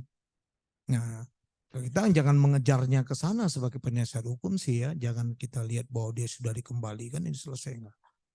Kita kalau mau melihat dari dia tidak bersalah, itu aja lah. Itu aja. Kalau dia kembalikan berarti kan sudah ada uang di tangan dia kan. Apakah uang itu uang yang dulu dikorupsi? Apakah uang itu memang menjual tanah orang tuanya untuk dikembalikan? Nah ini juga kan jadi problem juga bagi kita gitu loh. Bagian Ya. strategi juga sih itu Bang. Hah? Bagian strategi juga gitu Ya Bang. Jadi itulah ilmu yang kita makanya. dapatkan Ya, gitu Bang. gitu. Jadi kalau kita jadi penasihat hukum, kita jangan melihatkan dari pengembalian sebenarnya. Harus dia itu tidak melakukan bersalah karena ke masyarakatnya kadang-kadang ya. Ke masyarakat itu dia itu sudah dihukum secara moral itu loh. Walau kembalikannya angar we korupsi. Itu tetap angar we kan. Kembalikan angar we korupsi. Nah itu. Jadi kalau bisa dia tidak memenuhi unsur lah gitulah, tidak bersalah we gitu. Ya. Nah, coba ini kan praktek sehari-hari memang kan kita dengar tuh kayak gini kayak gampang gitu loh. Tapi implementasinya di lapangan itu sulit. Kita kadang-kadang jadi penasihat hukum kalau sudah mentok dengan apa yang kita pikirkan itu kebanyakan itu kadang-kadang nakutin klien loh. Nakutin klien tuh jangan loh ya. Wah, ada supaya kita dipakai jadi pengacaranya. Wah, ini udah kita lihat. Wah, ini nanti bapak bisa dihukum 5 tahun ya. Jangan lah. Malahan lari dia. Karena pengacara sekarang banyak banget sekarang. Dicari. Yang penting cari kita tuh menyenangkan dia aja, mengaman, buat aman. Mau dia pakai kita nggak masalah. Yang penting kita kasih dulu nasihat sama dia. Iya Bu, iya Pak. Sebenarnya dari perbuatan ini nanti bisa Bapak dihukum 5 tahun kalau lihat ancamannya. Tapi kan tergantung dari alat bukti, dari pengakuan Bapak, dari pemeriksaan nanti. Kita lihat Pak perkembangannya. Jadi Bapak tenang dulu gitu. Tapi kan kadang-kadang orang bilang, Bapak bilang tenang, saya tetap bisa sarek Pak. Tetap bisa, pasalnya kio. Apalagi dibilang 5 tahun, aduh liar. Nah itu memang kadang-kadang orang itu udah down duluan loh. Kalau kita bilang itu. Nah, bagaimana supaya mereka tenang? Ya kita tinggal kasih tahu lah. Belum tentu Pak orang yang dituntut ini bersalah. Paling gitu aja dulu untuk menyenangkan dia. Belum tentu Pak, Bapak tenang we. Nah nanti jangan bilang nanti Bapak pakai saya ya. Jangan, biarkan aja dulu. Itu mah nawaran ke diri namanya. Pakai aja saya Pak, biar saya tenang. Jangan. Kita nggak bisa nanti diminta jaminan nanti bingung kita. Emang kalau saya pakai Bapak bisa menjamin saya nggak masuk penjara? Kan liar kan? Gitu, biarkan aja. Nanti kalau dia biasanya klien tuh sekarang tuh pintar, kayak apa? Kayak jualan, kayak dagang gitu loh. Sini datang ke kantor ini ngomong, nanti dia datang ke pengacara lain, pendapat berbeda. Terus ada kira-kira 6 itu, 6 pendapat. Nanti dia simpulkan kira-kira mana yang membuat dia tenang. Tapi ingat juga performan kita juga harus meyakinkan. Ya, jangan nanti datang itu, Pak tenang we Pak, beres itu semua. Itu jangan ya. Itu yang banyak kejebak pengacara itu. Beres-beres, duit diterima dulu, pas nanti udah nggak beres, dituntut balik, minta uang kembali, kelabakan. Dilapor ke polisi dia penipuan, dibilangnya itu jasa pengacara. Padahal dia dari sejak awal bilang itu beres, gitu loh. Kita nggak boleh menjanjikan lah. Jadi untuk kita memberikan supaya kenyamanan itu dulu, biar mereka tenang gitu. Karena kompleks sekarang ini permasalahan ini, ya kompleks sekali, baik pidana maupun kasus perdata, tata negara, kompleks semua. Jadi apa ya? Dari pengalaman saya jadi hampir 28 tahun jadi advokat ini ya, akhirnya memang kita membatasi penerimaan kasus-kasus. Akhirnya kita harus seleksi. Bukan apa-apa, biar nanti pengacara-pengacara lain bisa mendapatkan rezeki. Kita bilang datang aja ke sana. Ini kira-kira berapa kerugiannya? Oh sekian Bang katanya. Nah nanti saya kasih ke rekan saya aja ya gitu. Karena apa? Kalau dia pakai kita, di samping nanti biayanya besar, kemudian kadang-kadang pola pikir kita dengan pola pemahaman dia itu nggak nyambung gitu loh. Saya lebih senang menangani perkara yang sudah parah, yang sudah putusan, sudah ingkrah, Yang sudah dibolduser jadi lagi kembali ke wali waris. Itu paling senang saya. Bayangkan ya, udah ingkrah kayak gitu bisa nggak dikembalikan? Nggak bisa kan? Banyak pengacara yang Jakarta, ini mah putusan udah ingkrah. Tanahnya sudah nggak ada. Tuh di Pekanbaru kembali lagi kita buat itu. Ke ahli waris kembali lagi. Sampai PK putus. Gimana triknya coba? Ini putusan dari PN, PT, kasasi. PK sudah kalah dia. Pakai pengacara di sana juga. Gugat lagi, kalah 4 kali. Larinya ke kita. Yang datang ke saya itu pengacara loh. Bukan klien, pengacara. Pengacara yang sudah beken juga. Le, ini kita bahas dulu, Le. Aku nggak mampu nih gitu. Coba. Dia pengacara. Ini gimana nggak mampu kayak gini? Dari mana kalian dia? Udah putus ini. Udah ingkrah. Udah nggak ada lagi tanah. Tapi tanahnya udah datar. Mau ada ini. Berapa nilainya? Ya 200 miliar lah. Itu mau saya. Dia bilang, ayo kita bahas. Gimana cara bahas ya? Ini putusannya. Kasih putusannya. Saya minta 10 menit. Ya benar 10 menit. Aku aja udah 3 minggu gak beres-beres ini. 10 menit saya bilang. Benar 10 menit.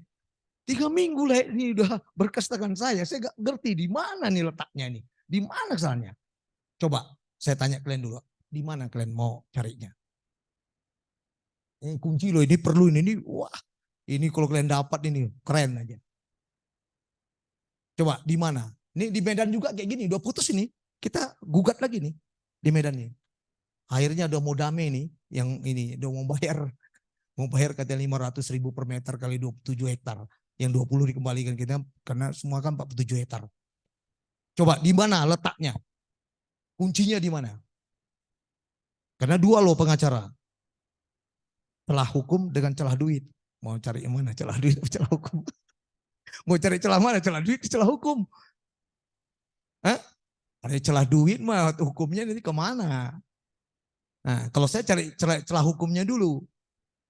Nanti aja lah duitnya nanti saya bilang. Jadi cari celah hukumnya itu gampang sebenarnya. Di dalam pertimbangan hakim dengan alat bukti. Itu aja kalian cari. Pertimbangan hakim itu ada. Dia tidak menganalisis pembuktian. Jadi waktu saya minta 10 menit. Terus saya bilang sama pengacara ini. Saya udah dapat. Terus bagaimana cara bagiannya saya bilang. 37 lah. 30-70 gimana masih? Udah panggil aja dulu. Kliennya lah. Kita ngobrol. Kalau kita 2 aja ya enak kita. Panggil lah. Datang. Saya bilang maaf ya Pak ya. Bapak udah gak punya tanah lagi ya di sini ya. Saya bilang. Iya Pak. Saya udah kalah terus. Tapi saya mau pengen berjuang. Dia pemiliknya apa? SKT. Surat keterangan tanah. Sementara lawan punya sertifikat. Coba bayangkan aja. Gimana SKT lawan sertifikat? SKT tahun 1975 tuh keluar dari kelurahan, sertifikat tahun 93 keluar dari BPN. Wah, ini temuan saya dapat celah. Dari mana? Perbedaan objek dari luas. Itu aja udah jadu. Wah, saya bantai semua. Ternyata sertifikat yang dia punya itu luasnya itu sampai sekitar berapa ya? 27.000 meter. Tanah kitanya 16.000. Wah, ini dia kuncinya. Terus kita lihat dari pembuktian, ada pembuktian disembunyikan karena waktu di PK kan biasanya ada novum atau segala macam ya. Dia belinya dari mana? Dari lelang. Dari lelang itu ada keterangan lelang. Tanahnya itu bertempat tinggal di Ahmad Yani. Sementara objek di Jalan Sudirman. Itu nggak jeli kawan ini. Nggak jeli kawan ini. Dia hanya pikirkan udah putusan, udah ingkrah, selesai. 10 menit saya dapat. Sampai keliling-keliling kepala dia. Gila, saya udah terpikirkan. Ayo kita gugat. Tapi jangan di Pekanbaru. Gugatnya di Jakarta. Kenapa? Alamat yang pemilik kan Jakarta. Nanti ada forum matusrai katanya. Forum matusrai itu kan di mana objek perkara setelah digugat. Ingat saya bilang, pasal 118 HR itu dengan 142 RBG itu harus kita bandingkan. RBG itu berlaku Jawa dan Madura. Pasal 118 ayat 1, 2, dan 3 itu bisa kita simpulkan di mana salah satu tergugat berada. Tapi gugatannya bukan kita ambil lagi itu tanah menjadi milik kita, bukan. Ganti kerugian. Awas, ini pentingnya dalam gugatan ya, hati-hati kalian. Kalau kita nyatakan bahwa tanah itu menjadi milik kita lagi, itu bakal ditolak. Tapi karena adanya putusan ini, adanya eksekusi, penggugat merasa dirugikan. Sehingga kerugian itu sangat besar. Dia melakukan perbuatan melawan hukum.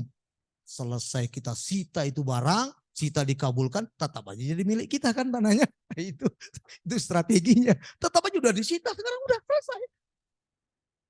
Kita minta ganti kerugian seandainya 180 miliar, harga 200 miliar. Ya kan? Tanah kita minta untuk disita. Sekarang udah menang PK. Udah disita. Tinggal kita kosongkan. Ya kan? Kosongkan, udah jadi milik kita. Sertifikatnya dinyatakan tidak mempunyai kekuatan untuk mengikat. Bukan batal ya. Jangan salah, kalau batal ketun tuh. Tidak mempunyai kekuatan untuk mengikat. Putusan-putusan PNPT, kasasi sampai PK tidak mempunyai hukum mengikat terhadap objek perkara. Bukan membatalkan putusan. Karena pengadilan tidak bisa membatalkan.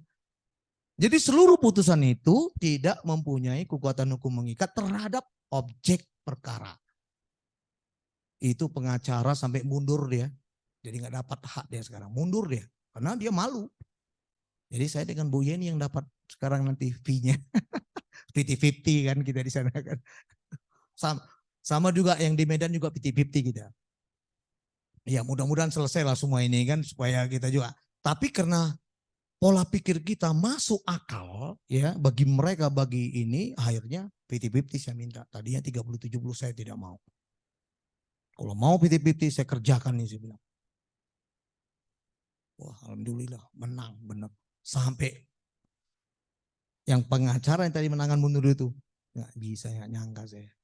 Ya karena kalian nggak mampu memahami karena kalian itu carinya bukan celah hukum, celah uang. Ya celah uangnya iya mikirnya. Aduh ada nggak ini operasionalnya? Ya iya. Kalau saya mau celah hukum dulu saya cari nggak mau saya celah duit.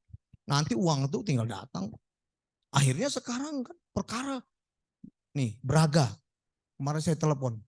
Ada mau nangani Braga. Saya bilang tunggu saya pulang dari Medan. Kenapa nggak pengacara lain ditawarkan? Saya bilang, wah enggak bos. Kenapa? Saya bilang, saya kan banyak pengacara yang hebat. Enggak kayaknya pilihannya gini. Saya tawarkan dulu sama pengacara lain. Saya ditelepon kemarin. Saya bilang nanti dari Medan aja lah kita ngobrol. Saya bilang, Braga itu. Saya tahu tuh Braga itu kan tanah-tanah negara ya semua itu ya. Nah, jadi antara kasus pidana dengan kasus perdata perbedaannya itu tadi. Kalau pidana itu mens rea dan actus reus, pertanggungjawaban pidana. Kalau di perdata pertanggungjawaban hukum, ya itu membedakan. Jadi perbuatan hukum apa yang mereka buat kesalahan-kesalahan di dalam kasus perdata ini itu yang kita cari. Jadi jangan kalau sudah ingkrah putusan itu kita menyerah. Jangan kalian jadi pengacara jangan mau menyerah. Ingat itu. Kalau jadi pengacara sudah katakan tidak mampu, ya lebih baik jangan jadi pengacara lah. Karena kan orang yang datang itu kan kadang-kadang sudah proses berkali-kali sudah kalah terus, tapi dia masih mau berjuang. Karena masih merasa ini milik saya. Gitu. Jadi kita tinggal cari celah hukumnya. Jangan cari celah uangnya. Uang itu datang sendiri. Nah, makanya dengan perkara-perkara yang seperti ada penipuan haji, saya kasih aja sama yang lain. Saya bilang itu nilainya mungkin itu menyangkut nanti kalau seandainya butuh kurator, nanti baru kita maju. Tapi kalau untuk somasi-somasi ya udahlah. Biarlah mereka dapat rezeki dari situ. Ya kan. Taruhlah mungkin 1 miliar kerugian. Nah, mungkin biaya operasional mereka bisa 100 juta itu dapatnya. Itulah kira-kira ya. Jadi sekali lagi saya katakan sama klien, jangan cari celah uang dulu, cari celah hukumnya. Kalaupun dapat itu kasus sudah benar-benar sudah nggak mampu lagi orang lain, kalau kita mampu, ayo jalankan aja. Pasti ada celah hukum. Hakim itu manusia kok. Orang kadang-kadang ini bukan rahasia ya. Kadang-kadang hakim tuh, bang buat pertimbangannya lah bang. Nggak ngerti saya ini. Coba hakim aja bingung buat pertimbangan. Tidak saya buat pertimbangan. Aduh, saya bilang ini kawan ini saya bilang. Karena kan mereka juga nggak selalu paham karena udah saking banyaknya perkara kali ya. Tolong dibantulah saya bang katanya. Ada hakim tipikor juga yang dipanggil oleh KPK. Dia konsultasi sama saya. Setiap 1 jam 2,5 juta. 2,5 juta. Lumayan juga hakim tipikor ngasih saya 2,5 juta. Bebas dia. Nggak sampai kepada pemeriksaan di pengadilan. Coba. Karena tadi saya karena S2-nya kan tentang penyidikan. Jadi celah-celahnya itu dikasih tahu. Sampai sekarang berteman dia. Saya, terima kasih bang. Aduh kalau nggak ada abang kayaknya saya sudah diperiksa sama teman saya katanya di persidangan. Di pengadilan kan nggak enak kan. Ini nggak sama sekali nggak. Karena memang dia itu ada hal-hal yang bisa dibebaskan untuk itu. Ya. Kalau masalah tun ya mungkin udah dapat ya. Mungkin saya hanya menambahkan aja dari narasumber yang sudah ngasih ini. Karena nanti Pak MDP juga nanti untuk tanggal 11 ini masalah pidana juga ya. Nanti dia tambahan. Jadi kalau saya nanti mengasih semua nanti materi tentang tipikor itu lebih ngantuk lagi. Jadi kalau kita begini hanya trik-triknya aja. Memang trik-trik ini setiap pengacara itu berbeda. Taktiknya berbeda. Tapi setidak-tidaknya formulasinya udah dapat. Ya, formulasi itu udah dapat. Tentang konstruksi, ya ini dalil, ya, ini perlu juga dalil. Jadi kadang-kadang dalil yang kita itu standar. Harus kalian bisa membedakan dalil perdata itu cerita hukum dengan peristiwa hukum. Harus bisa bedakan. Kalau cerita hukum tuh gini, si Pak Abdullah meninggal dunia tahun sekian. Punya ahli waris namanya ABC, termasuk penggugat. Mempunyai tanah di daerah Cicalengka seandainya. Nah, seluas ini. Kemudian sewenang-wenang tiba-tiba tergugat menguasai tanah tersebut. Nah, itu buat cerita. Jangan terlalu masukkan semua. Nah, kalau peristiwa itu begini. Penggugat adalah ahli waris berdasarkan penetapan ahli waris dari pengadilan agama. Nomor sekian itu sudah masuk kan peristiwa hukum. Bahwa penggugat adalah anak dari almarhum ini yang mempunyai tanah di sekitar ini. Kemudian tanah tersebut dikuasai oleh tanpa hak oleh ini. Itu sudah masuk peristiwa hukum. Jadi berdasarkan pasal 1365 dia sudah melakukan perbuatan melawan hukum dengan sewenang-wenang menguasai sebagian dia secara tidak mempunyai alas hak, itu udah masuk undang-undang. Baru masukkan jurisprudensi, berdasarkan jurisprudensi, itu peristiwa hukum. Kalau yang tadi itu cerita hukum itu banyak sekali kalau saya baca gugatan begitu. Ya iyalah di NU tolak gitu loh. Jadi walaupun dia bilang biar lebih keren ya, vide bukti T1, tapi ternyambung T dengan dalil ya. Aja bukti T1, bukti T2, baru kelihatan banyak kali buktinya, keren gitu. Padahal ternyambung T dalilnya kan. Gitu. Nah, itulah harus di apa supaya jangan emosi gitu loh. Kita nggak usah ini kayaknya seperti udah benar kita ceritanya ya, udah benar gitu ya. Tadi yang saya ceritakan kayaknya itu namanya cerita hukum. Awalnya punya tanah. Tapi kalau kita larikan ke peristiwa hukum harus berdasarkan penetapan ahli waris. Semua ahli waris kan kudu ayat penetapan itu. Masa ujuk-ujuk dia bilang nyata ahli waris tapi nggak ada penetapan nih kumaha kan. Bisa diesepsi orang. Dari mana dia bilang ahli waris? Ahli waris palsu no. Nah itulah. Gak apa-apa kita belajar lah. Tapi ada juga orang yang berani. Padahal keterangan warisnya dari camat. Nekat weh. Menurut keterangan camat ini, janganlah kalau bisa dibuat RPAW langsung dari camat itu biar lebih kuat secara hukumnya gitu loh. Ya, oke. Ada yang mau ditanya nih, udah jam 5. Nanti kalau saya teruskan nanti ngantuk nanti. Ada? Yang online ada yang Silakan bertanya yang boleh online. untuk yang online. Oh, Buka. siapa? Ya, Oke, silakan. silakan. Online tunggu sebentar ya, satu-satu sebentar. Pak, Bang izin mengenalkan Ya. diri, nama saya Wahyu. Saya mau menanyakan tentang tindak pidana korupsi yang dilakukan oleh korporasi. Ya. Jadi saya pernah baca ada suatu kasus yang dimana korporasi itu didakwa bersalah begitu, tapi tidak dengan direksi di Direksi. dalamnya. Ya, padahal kan kita tahu kalau menurut undang-undang PT, jadi si direksi itu harus kena tanggung renteng. Nah, begitu. Nah, menurut saya itu adalah sebuah pandangan saya pribadi, itu adalah sebuah keteledoran dari si jaksanya, begitu Bang. Nah, kalau misalkan pandangan Abang itu bagaimana? Begitu Bang. Terima Ya, kasih. kalau saya sih bilang kesalahan pembuat undang-undang sih itu mah.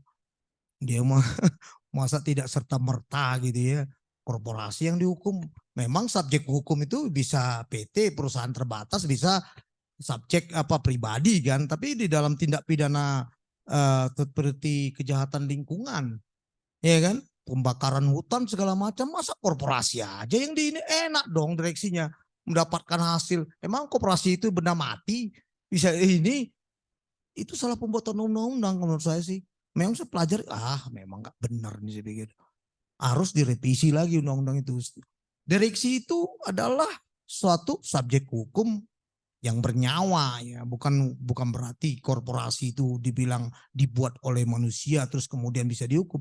Ini kan perusahaan terbatas yang ini dijadikan tersangkanya atau terdakwanya, lucu gitu loh. Jadi kadang-kadang yang direksinya ini hanya dikenakan denda untuk membayar, ya kan? Itu pun tidak sesuai dengan tuntutan, dengan kerugian yang dialami oleh sebenarnya negara gitu. Enggak. Saya mah tidak tertarik sekali itu, betul. Ya, kita paksakan juga korporasi ini di penjara, apa yang mau dipenjara perusahaannya? Liar. Ini pembuat undang-undangnya kalau menurut saya salah ini mah. Ya. Jadi kalau kita jadi pembela mah syukur-syukur korporasi enggak, bukan subjeknya, subjek hukumnya ditahan. Saya bilang, Pak bayar saya dong, mahal Pak. Apa? Ya PT-nya kok dijadikan tersangka, Bapak kan tidak. Kan gitu. Minta duitnya. Sok mau dirubah nggak undang-undangnya? Kalau saya mah nggak usah lah, biar biar nggak usah. Ya kan kita sebagai pembela loh. Kalau kita sebagai orang yang dirugikan ya beda pandangan kita. Makanya dibilang hukum itu pedang bermata dua. Jangan sok-sokan melapor. Kalau tidak pernah itu dilapor balik, nangis. Itu. Jadi ya udahlah sepakat ya, nggak usah dirubah. Anger ya, biarin aja. Tenang weh. Kalau dirubah mah repot kita. Ada lagi yang dari ini? Oke, yang online, ayo silakan. Siapa? Halo, silakan yang online. Tadi ada yang mau bertanya. Enggak cukup, Pak. Ya. Nggak ada. Ada, oke. Coba yang ini dulu lah. Kalau nggak ada lagi? Sok, silakan. Ini semakin nggak apa-apa lah, 10 menit lagi lah biar seru dikit. Oke, yang offline silakan. Ada lagi? Kalau nggak ada ya sudah. Selesai. Yang cewek-cewek ini kayaknya belum ini. Bukan di pikiran cewek-cewek ini apa? Hayang sare. Yang Harus lulus. Mau tidur malam mingguan. Jadi susah dikasih pertanyaan juga mau kemana, saya mau nanya aja. Karena hanya dipikirin tuh, aduh kapan selesai nih, kapan selesai. Mau pulang nih, mau mandi malam mingguan. Ya semangat kan di sini aja semangat itu. Tapi ininya itu kan udah beda itu. Aku juga pernah muda kok. Ya kan?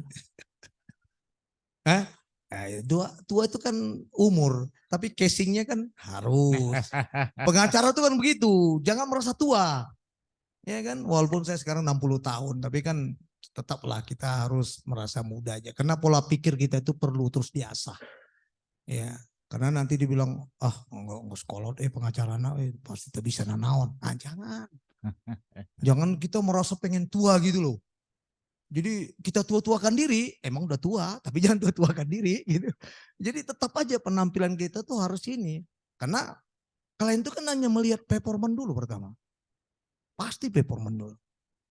Waktu saya tuh dipanggil itu, ya pernah saya tuh seperti nggak dianggap dulu. Pakai celana sobek-sobek.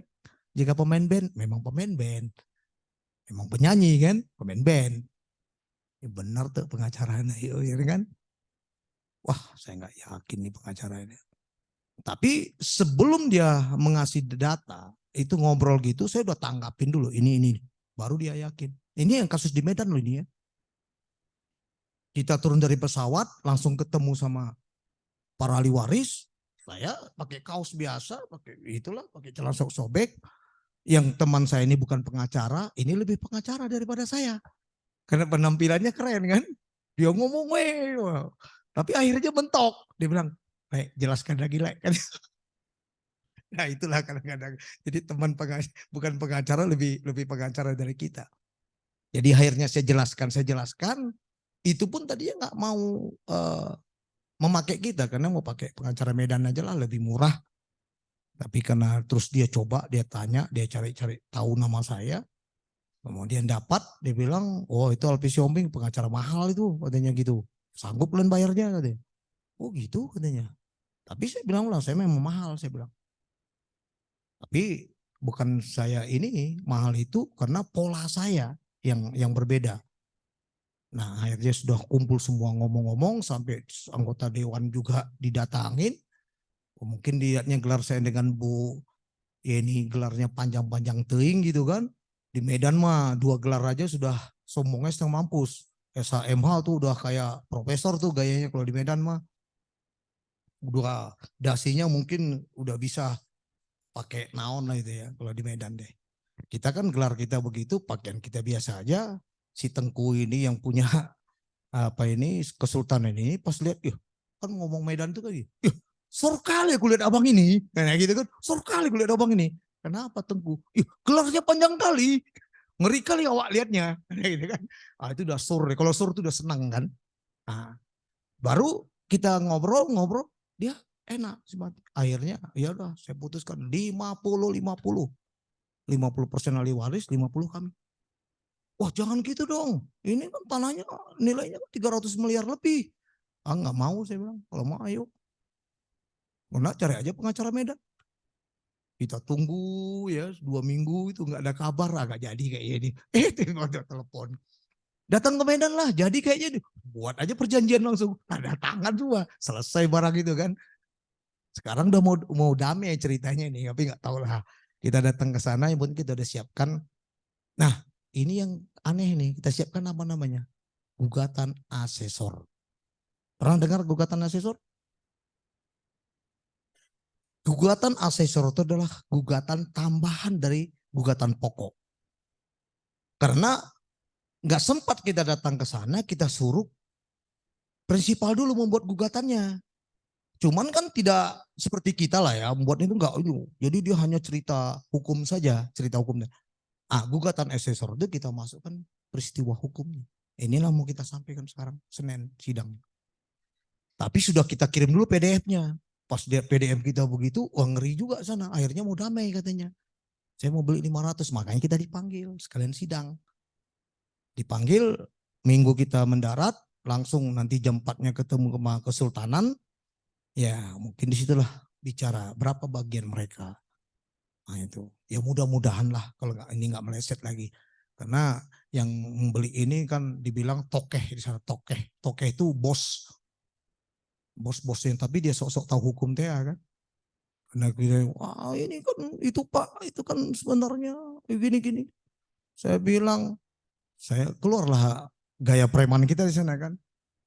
Kok saya bilang, saya tuh di sini lahir. Saya tahu nih tanahnya gimana. Tapi bukan kita sok-sok tahu. Saya tahu, padahal kita harus pelajarin dulu tentang grand itu kan. Itu untuk mengkos dia kan, supaya dia agak geri juga. Dia pikirnya kita nggak tahu tuh grand itu apa segala macam.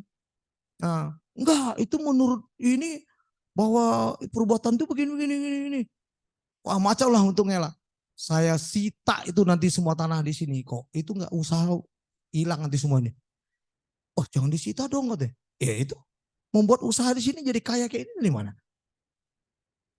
Akhirnya karena ketakutan di gugatan asesor itu kita masukkan sita jaminan, dia ketakutan karena usaha dia di situ. Itulah dari 750.000 per meter dia tawar 500 katanya gitu. Oke, jadi kalau kalian nanti udah bayangkan duit itu, uang itu kan. Ya, tapi kan cari celah uangnya ini kan kudu celah hukum lah, aduh. Jangan harus celah uangnya, celah hukumnya dulu. Nah, iya. Tapi enak loh ya kalau nanti kalian tarik celah hukumnya itu. Waduh, seneng gitu. Akhirnya pengen dapat perkara-perkara yang berat-berat gitu loh. Karena disitulah apa kita tuh keluar gitu. Taktik dan strategi kita tuh semua aturan-aturan yang kita ini kan bisa keluar. Ilmu kita tuh keluar semua. Tapi kalau dokternya ini membaca gugatan saya itu bisa seminggu dulu baru dia paham. Menurut dia gitu loh. Menurut saya sih hanya 2 hari juga bisa. Karena bukan ketinggian, bukan ketinggian bahasanya. Cuman yang paling sulit tuh katanya menyambungkan antara ini A, B, C, D-nya ini yang paling sulit. Memang itu yang paling sulit nyambungkannya. Contohnya gini, gugatan asesor itu dari gugatan pokok. Bagaimana dari gugatan pokok itu bisa jadi gugatan asesor, kemudian tuh nyambung gitu loh. Ini yang paling sulit, coba aja deh. Kalau kalian nanti disuruh membuat satu gugatan tentang perbuatan melawan hukum, kemudian di situ ada wan prestasi, bisa nggak? Gitu. Ada perbuatan hukumnya, tidak ada wan prestasinya. Nah, nyambungkannya ini gimana? Karena kan itu sebenarnya perbuatan hukum, wan prestasi. Tapi kan ada gugatan yang bisa digabungkan, kan bisa. Nah, untuk menggabungkannya ini, inilah proses saya selama 28 tahun jadi pengacara dan belajar sesama senior-senior. Sampai berapa orang udah senior meninggal. Tuh saya menjadi pengangkat tas mereka, menjadi supir. Gak usah digaji saya bilang. Saya pengen belajar. 4 tahun saya belajar. Saya lihat teknik dia membuat gugatan, cara dia ini. Akhirnya saya tidak perlu lagi membuat konsep. Baca sebentar udah langsung di otak tuh. Bisa 2 jam buat gugatan selesai. Karena belajar dari senior itu. Makanya kerapian kerjaan saya dari dia saya pelajarin. Bahasa Belanda, bahasa Inggris. Tuh, jadi niat jadi advokat itu tadi. Sebenarnya saya itu mau cari uang aja tuh gimana gitu. Kalau cari uang aja ya sudahlah. Dagang kerupuk ya itulah. Beli pabrik kerupuk, buat kerupuk dapat duit kita. Tapi kalau jadi advokat ini kan ada nilai tersendiri yang hasil dari usaha kita ini dengan kemampuan kita berpikir, menuangkan keilmuan kita, terus menang. Waduh nilainya itu. Hakim pun memenangkan kita pun dia merasa senang gitu loh. Ternyata pertimbangannya itu masuk. Padahal pertimbangannya itu ngambil dari ini kita juga kan. Karena kita yang pintar sebenarnya, kita yang jago gitu loh. Nah itu. Jadi keyakinan klien ini sampai sekarang mereka tuh kalau ada perkara-perkara tanah pasti mau hubungin saya aja. Tapi saya bilang nilainya jangan yang kecil-kecil lah. Di atas 100 miliar gitu. Karena capek otak kita. Dan apanya juga minimal ya 30% lah. Kalau memang ada operasional. Kalau nggak ada operasional ya kita oke 50-50 kalau mau. Tapi tetap aja kita ada operasionalnya. Walaupun sedikit gitu ya. Ini mau cerita lagi saya, ada masalah perkara lagi yang di luar itu lagi.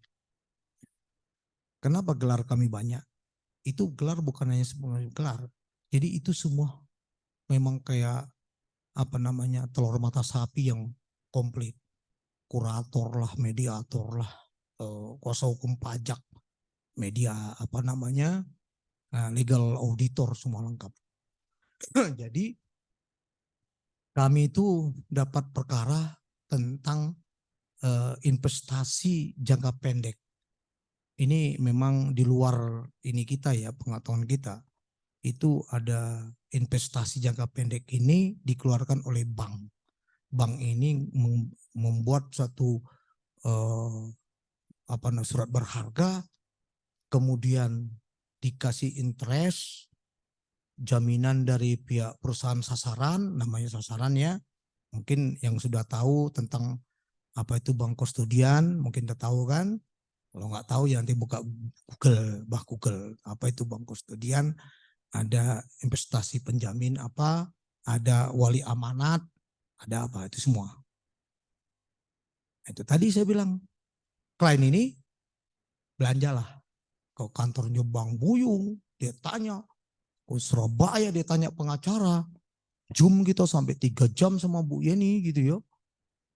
Terjadi-jadi, wah ini udahlah, mungkin nggak rezeki kita biarin, udah capek kita menjelaskan, ini tuh terangkan gitu.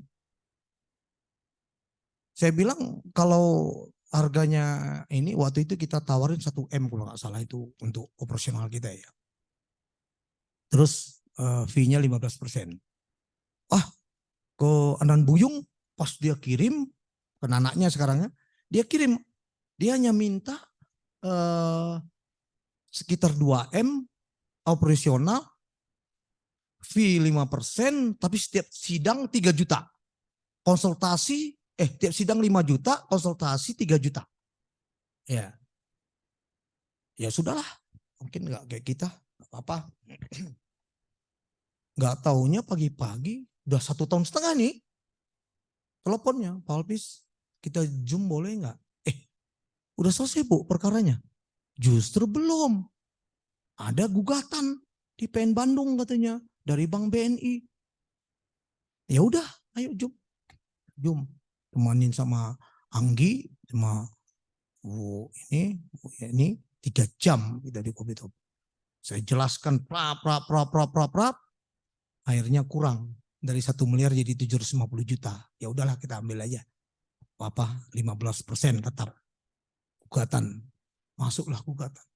Kita gugatan namanya penggugat intervensi karena ada objek yang sudah di hak tanggungan itu diambil sama Bank BNI. Jadi inilah tolak. Nah, ini semua pengacara-pengacara muda yang belagak ya, belagak pinter semua. Saya aja masih diajarin. Ya, saya lihat ini, masukkan permohonan, putusan setelah dikabulkan, bingung mereka satu sekali. Saya hajar lagi dengan masuklah gugatan asesor. Gugatan asesor udah 2 saya buat, 1 di sini, 1 di Medan. Hakim tengarti, naon ya teh gugatan asesor, saya dipanggil depan sidang. Saya teraskan. Kita belajar aja Pak, saya pura-pura lah saya jangan sosok pintar nanti nggak enak, itu diputus ke LHD kan, liar, gitu. Jadi berapa yang disita ini nih? Oh, kalau Bank B ini berapa? Sekian ininya. Oke, saksi kita hadirkan kemarin. Nah, teknik itu saya bilang teknik memancing saksi itu jangan kita keluarkan semua pertanyaan. Karena apa? Hakim pasti kasih lagi pertanyaan kepada pihak lawan kan, penggugat apa semua. Jangan semua kita keluarkan dulu. Kita tahan dulu. Pasti nanti mereka menanyakan tadi kayaknya bukan mengapakan kita gantung aja pertanyaan dulu. Akhirnya dia bertanya. Itu sama aja dia bertanya menjebak dirinya sendiri. Berapa kerugian, siapa yang bertanggung jawab, itu tuh bank dong. Kita kan tinggal enak aja, tinggal terakhir kita bilang berapa kerugian dari penggugat intervensi 74 miliar. didiskon sekian jadi 58 miliar. Hakim nanya, benar Pak? Benar. Sesuai keterangannya dengan apa? Karena sudah ditanyakan semua, gitu loh. Nah, itu triknya ya, trik untuk mengapakan saksi. Jangan, kalau bisa pancing sebentar dulu, pasti nanti hakim ada lagi pertanyaan. Kan gitu kan biasanya. Ada. Bukan kita menyambung dari pertanyaan lawan ini, bukan. Kita memang udah siapkan pertanyaan itu hanya untuk memfokus pada dalil-dalil kita gitu loh. Nah itulah memang rezeki sih ya. Walaupun gagal perdamaiannya, tapi setidaknya ada hak tanggungan yang mau kami eksekusi. Ada yang kita harapkan lah dari 15% ini. Ya kalau untuk success fee itu kalau memang ada biaya operasional paling tinggi 20% aja. Karena kalau di atas itu nanti mereka ini ada biaya operasional. Tapi biaya operasional pun dilihat dulu status perkaranya, baru kita tentukan harganya. Nah, kalau istilah saya itu dibilang itu teori gambit. Penawaran tinggi, menengah, bawah. Ya, jual beli. Tapi kita harus meyakinkan dulu klien itu dengan pola perkara atau dengan kemampuan kita. Jangan hanya ngomong, kita bilang gampang Pak, gampang Bu, nanti saya bereskan, yang penting ayah operasionalnya presentasinya segini. Ya kalau kliennya nggak ngerti ya naon itu. Jangan takut bahwa ilmu kita tuh nanti dibawa ke pengacaraan, jangan takut. Beda kok, beda pola. Coba bayangkan aja, saya udah jelaskan capek tentang itu, dia lari kanan buyung. Tapi balik lagi ke saya. Ternyata perbedaan harga doang. Di sana 2 miliar, saya hanya 1 miliar dikurang 750 juta. Kemudian ini dia presentasinya 10 apa 5% nggak tahu. Tapi setiap sidang tuh harus ada biaya 10 juta, 5 juta. Mereka nggak mau, kalau kita nggak mau terima lagi. Udah, itu udah include semua. Dengan operasional segala macam. Nah itulah kita buat, itulah namanya teori gambit tadi. Ingat, teori gambit itu adalah teori tawar-menawar karena kita yakin orang ini sudah lari ke pengacara lain. Gitu. Pasti sulit lah awal-awalnya yang mendapatkan klien mah. Liar pasti. Datang konsultasi 2 orang, gagal 3 orang. Ya kan? 2 orang yang datang, 3 orang yang gagal. Sok bayangkan weh. Hiji setan orangnya. Ya udahlah, oke. Oh, sore selesai nih. Nanti kalau nanti mau ini nanti ada ngobrol-ngobrol santai-santai. Kalian itu rekan saya bukan orang yang saya ajarin. Izin Pak. Yuk. Oke, Ya, langsung. sedikit bertanya aja. Kalau mau konsul dengan Bapak langsung ke mana Pak? Bisa nanti melalui panitia nanti atau nanti ngasih nomor HP saya nanti bisa. Ya. Siap, terima kasih Pak. Oke. Nanti kita kasih nomor HP-nya langsung ke Pak Dokter. Siap Pak, siap. Makasih. Oke, sip. Ya, selesai. Selamat sore. Nanti ya karena saya udah 2 kali ya. Yang pertama saya dari Medan waktu itu sidang juga tuh ya, sidang itu tuh Medan itu. Gitu. Nah, ini langsung tatap muka. Ya, semoga nanti kita ketemu lagi lah dari hal-hal yang mungkin ada perkara yang udah kalian dapat, nanti mau konsultasi, tinggal pilih, ada dewan pakar di Peradi ini, pakar-pakar semua, keren-keren semua dewan pakarnya, ya punya kemampuan khusus lah gitu ya, masing-masing keahliannya ya. Oke, terima kasih, selamat sore. Terima Selamat kasih sore Pak. Dr. Alvis Siombing, SHMH. Atas pemaparan tadi saya bacakan kesimpulan. Pertama, dari pemaparan tadi bahwa korupsi itu sangat mustahil untuk bisa dituntaskan. Kedua, kita harus memahami antara perbedaan antara masalah dan kasus. Yang masalah adalah belum teridentifikasi dan kasus sudah teridentifikasi. Ketiga, di TPPU itu ada sistem pembuktian terbalik. Oke. Keempat, apa yang dimaksud dengan pertanggungjawaban pidana dan apa yang dimaksud dengan pertanggungjawaban hukum. Pertanggungjawaban pidana adalah kita harus melihat dari mens rea, niat, dan actus reusnya yaitu perbuatan. Pertanggungjawaban hukum itu di perdata. Kelima, untuk membuat dalil harus dibedakan apa itu cerita hukum maupun peristiwa hukum yang tadi sudah dipaparkan oleh Dr. Alvis. Dan terakhir, ini yang harus diingat, sangat harus diingat, jangan menakut-nakuti klien. Tadi itu Dr. Alvis. Nah, oke. Saya hanya menyampaikan bahwa beliau ini selain daripada praktisi hukum, beliau adalah pemain band, basis dari The Lawyers Pro Band, nanti lihat di YouTube.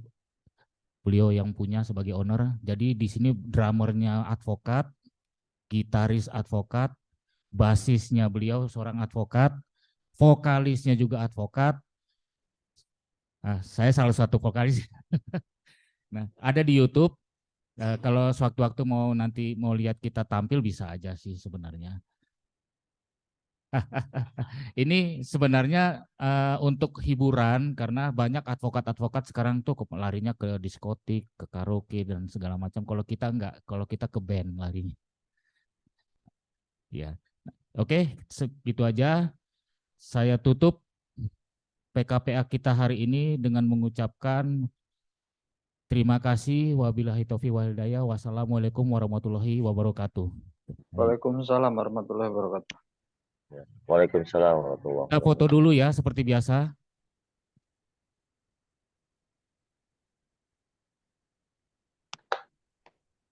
Maaf, ini ada pembagian buku juga dari Dr. Alvis. Ya. Nah, ini silakan. Tinggal pilih aja. Ini buku dari Pak Doktor ini susah ini. Saya aja panitia belum kebagian, peserta duluan ini.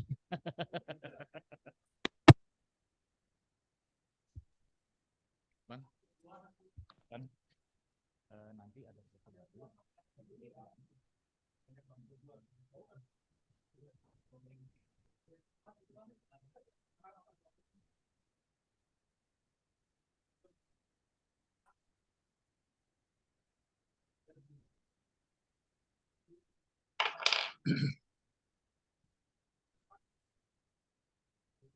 di sini.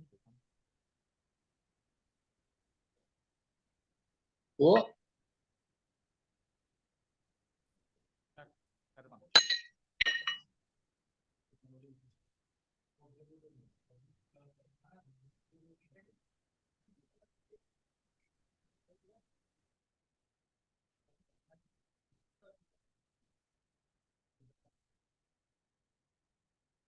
Cek, cek.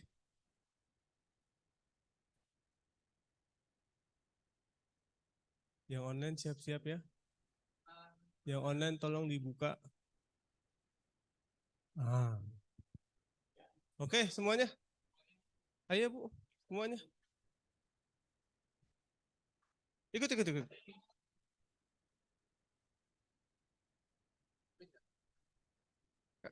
Kasih paham. Sini, foto sini.